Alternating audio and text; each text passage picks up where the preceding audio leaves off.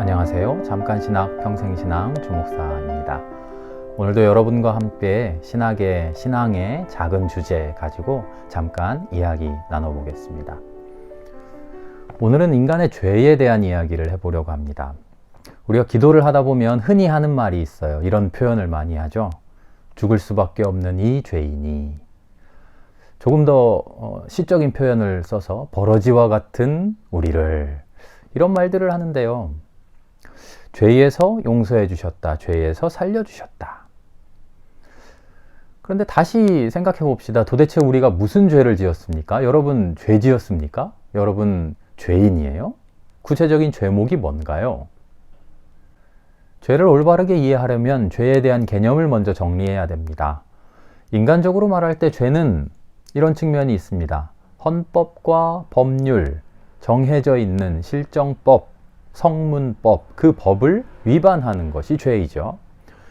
두 번째로는 그런가 하면 규범이나 문화, 관습에서 허용하지 않는 것을 했을 때 죄라고 말합니다.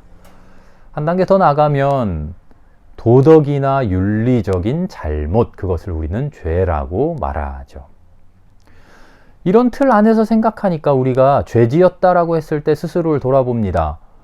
법을 위반했는가? 아닌데. 문화, 규범, 관습 잘 지키고 있는 것 같은데.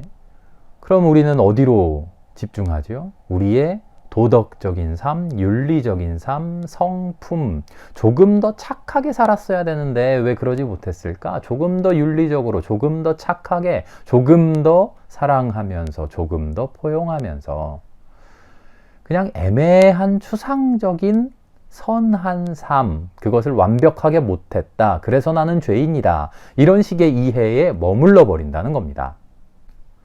말은 거창하게 했는데 사실 따지고 보니까 별것 아닌 거예요. 난 죄인이에요 라고 말했지만 사실은 내 마음 깊은 곳에 조금 더 착하게 살면 되겠지 하는 마음이 도사리고 있는 거죠. 자기 자신을 스스로 죄인으로 그렇게 성찰하고 고백하고 있는 것이 아니죠. 아니야. 그런가 하면 하나 더 확실한 죄가 있어. 그게 뭐죠? 율법, 하나님의 계명, 하나님이 레위기 신명기 하는 곳에서 이스라엘 백성을 통해서 일러주신 하나님의 법률 있잖아. 그 법률을 잘 지키는 것? 그게 중요한 것 아닌가? 이런 생각을 또 하게 됩니다. 우리 개혁교회, 개신교회, 특별히 장로교회에서 매우 중요하게 생각하는 웨스트민스터 신앙고백, 웨스트민스터 소요리문답이라고 하는 책이 있습니다. 요리문답이라고 하는 것은요, 우리 신앙의 주요한 주제들을 아주 쉬운 간단한 문답 형식으로 써놓은 겁니다. 1번 하나님은 누구냐? 간략하게 이런 분이다. 예수님은 누구냐? 간략하게 이런 분이다. 하고 적어놓은 책이지요. 그 책에 이렇게 되어 있습니다. 14번입니다. 죄는 무엇입니까? 라고 물어보면 웨스트민스터 소요리문답이 이렇게 대답합니다. 하나님의 율법을 조금이라도 부족하게 지키거나 그 법을 어기는 것입니다. 그럼 거꾸로 물어봅니다. 죄인이 되지 않는 것은 뭡니까? 율법을 잘 지키면 됩니다. 율법을 잘 지키면 됩니다. 예수님 시대 바리새인들이랑 무슨 차이가 있습니까? 그래서 우리는 죄에 대해서 다시 한번 정확하게 생각해 보아야 합니다. 우리 한국기독교장로회 총회 헌법의 요리문답 20번 문제를 제가 여러분께 읽어 드리겠습니다. 죄란 무엇입니까? 죄는 하나님께 대한 반역이며 불신앙입니다. 하나님께 대한 반역이며 불신앙입니다. 아까 웨스트민스터 요리문답과 조금 다르죠. 하나님의 율법을 어기는 겁니다. 그것을 죄라고 봤는데 우리 총회의 고백은 죄는 하나님에 대한 반역이며 불신앙입니다. 단순한 율법 문제가 아니에요. 예수님이 하나님을 사랑하고 이웃을 사랑하라 말씀하셨던 것처럼 우리의 행동 하나하나가 이웃을 사랑하고 있느냐, 하나님을 사랑하고 있느냐, 그것을 바라보고 있는 것이죠. 일이 커졌습니다. 우리 하나님 앞에 반역하지 않습니다. 불신앙이요? 아니, 하나님 잘 믿는데요. 그런데 반역과 불신앙이 우리의 삶 속에, 우리의 영 속에 도사리고 있다는 겁니다. 모든 순간, 사소한 순간 하나하나 속에 하나님을 사랑하지 못하고 이웃을 사랑하지 못하는 그 마음들이 숨어 있다는 거죠. 죄의 용서는 뭡니까? 그리스도를 믿어서 은혜로서 하나님의 자녀가 되는 것이라고 설명합니다. 은혜는 뭐죠? 하나님이 주시는 겁니다. 내 곁에서 쉽게 얻을 수 있는데 내가 지금 못 얻고 있으니까 하나님이 주시는 그런 선물이 아니라요. 인간의 힘으로 절대 얻을 수 없는 것, 인간의 능력으로는 취할 수 없는 것, 그것을 하나님이 주시는 겁니다. 그게 은혜입니다. 그 은혜를 가지고 하나님의 일을 하는 거죠. 그게 구원이라고 우리는 말합니다.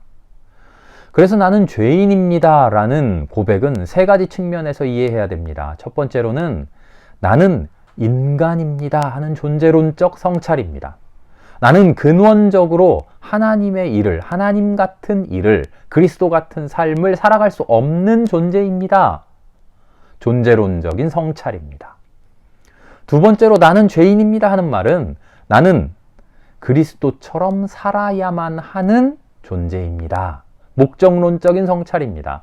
나는 지금 그렇게 살아가지 못하지만 나는 그리스도처럼 살아야만 하는 의무, 그 목적을 가진 사람입니다.